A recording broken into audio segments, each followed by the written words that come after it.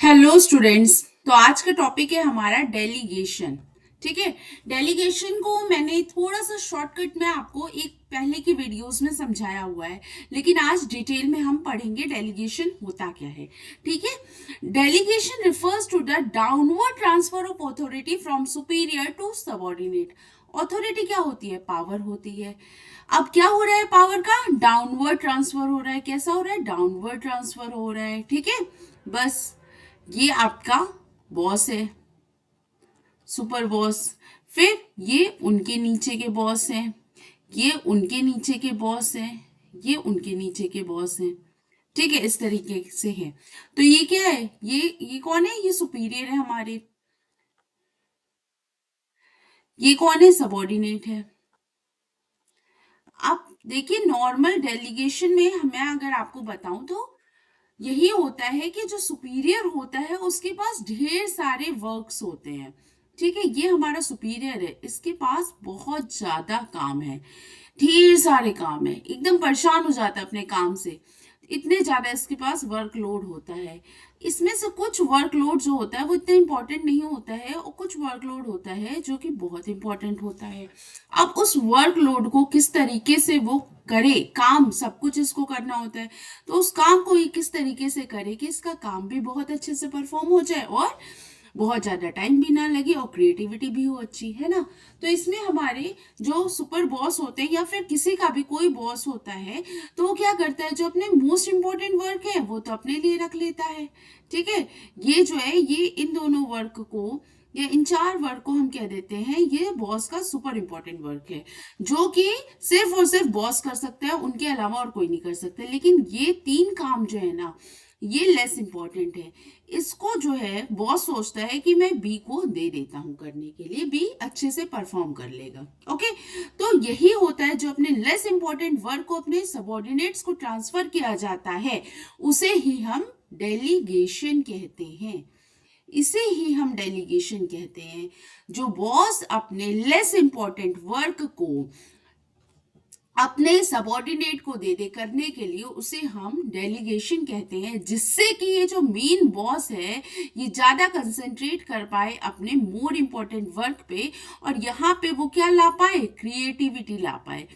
यहाँ पे क्या ला पाए? क्रिएटिविटी ला पाए, इनोवेटिव वे में काम को परफॉर्म करे। इसीलिए हम डेलीगेशन का यूज करते हैं। ओके। अब देखिए और आगे क्या कह रहा है वो समझते हैं। It is a prerequisite to the efficient functioning of an organization because it enables a manager to use his time on high priority activity। वही हाई प्रायोरिटी एक्टिविटी पे जो काम है, जो बहुत इंपॉर्टेंट काम है, जो मोस्ट इंपॉर्टेंट काम है, जो सिर्फ और सिर्फ आपके मैनेजर ही कर सकते हैं, वो अपने लिए रखते हैं और बाकी का काम वो ट्रांसफर कर देते हैं अपने सबऑर्डिनेट्स को करने के लिए। क्लियर? वही बात यहाँ पे भी कही गई है। It also satisfy the subordinates need for recognition and provides him an opportunity to develop and exercise initiative. इससे क्या होता है? इससे दो बातें होती हैं। पहली बात क्या होती है कि ये बॉस का जो लेस इंपॉर्टेंट वर्क है वो दूसरे के ऊपर ट्रांसफर होता है, तो बॉस भी हैप्पी रहता है। बॉस जो है खुले दिमाग से सोच सकता है, अपना मोर इंपॉर्टेंट वर्क बहुत अच्छे से कर सकता है। ठीक है। उसके बाद ये हमारा जो सबऑर्डिनेट है ना, ये बहुत हैप्पी हो जाता है, ये ऐसे ऐसे खुश हो जाता है। क्यों खुश हो जाता है?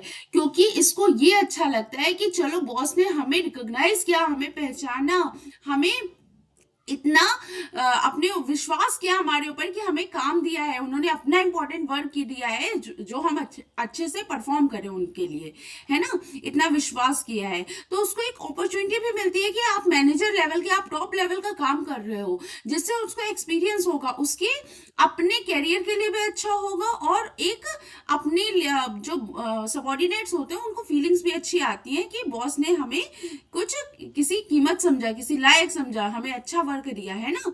रिकॉग्निशन मिलती है, पहचान मिलती है उससे। The person who delegate is known as delegator. जो काम देता है that is known as delegator. ये काम अपना दूसरों को दे रहा है, तो ये कौन होगा? ये होगा डेलीगेटर। इनको हम डेलीगेटर कहेंगे, और जिसको काम दिया जाता है वो डेलीगेटी कहलाता है। ओके। उसको डेलीगेट ही कहते हैं। The concept of delegation is based on principle of division of work.